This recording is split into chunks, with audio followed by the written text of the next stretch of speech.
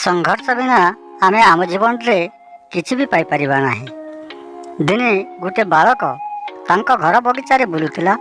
से बुलुथिबा बेले देखिबाकू पाइला जे गोटे प्रजातिर प्रजापति गोटे शाखारे झुलुची। ताकू देखि बालकटी अत्यंत खुशी हैला।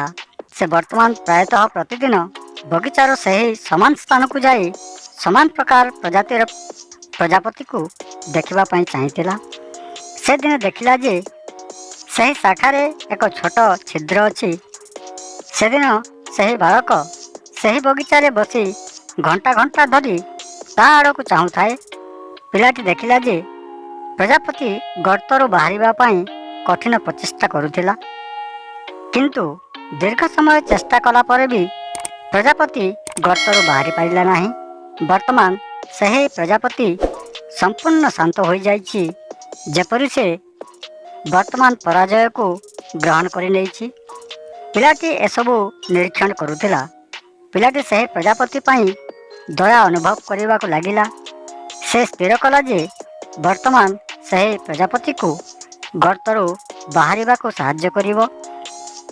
सही बालक एक कईची साहाय्य रे गातटीर मुह को एते बड़ कला जे प्रजापति सहजरे बाहर को आसी परिबो।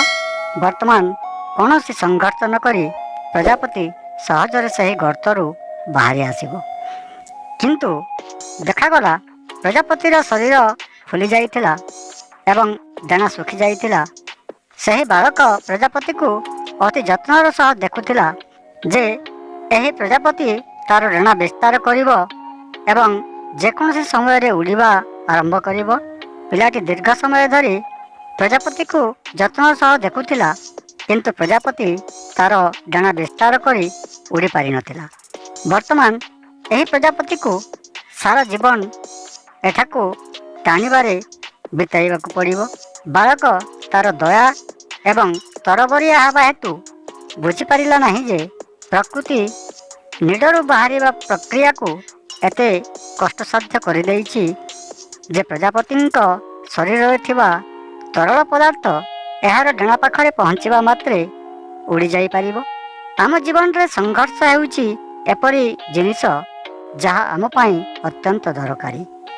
जदि आमे संघर्ष बिना सब किछि पाई जिबा तेबे आमे पंगु होई जिबा।